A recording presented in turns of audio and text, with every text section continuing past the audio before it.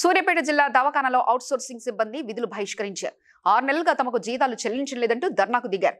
దీంతో ఓపీ సేవలు నిలిచిపోయాయి. చిరుద్యోగులైన తమకు 6 నెలలుగా వేతనం ఇవ్వకుంటే బతికేదెలా అని ప్రశ్నించారు. ఓపీ స్లిప్పులు ఇచ్చేవారు లేకపోవడంతో పెద్ద సంఖ్యలో రోగులు హాస్పిటల్ ఆవరణలో వేచి ఉన్నారు.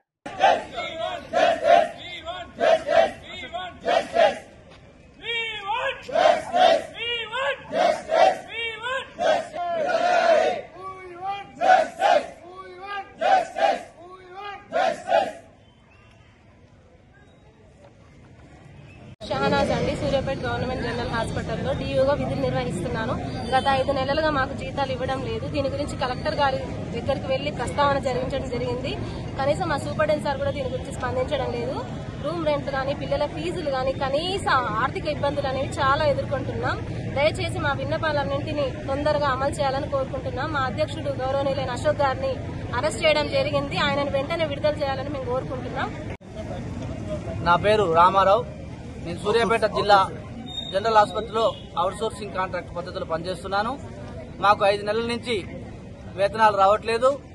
చాలా ఇబ్బందులు ఎదుర్కొంటున్నాం. మా పిల్లల స్కూల్ ఫీజులు కట్టలేకపోతున్నాం, రూమ్ కిరాయిలు కట్టలేకపోతున్నాం, తినడానికి తిండి లేదు.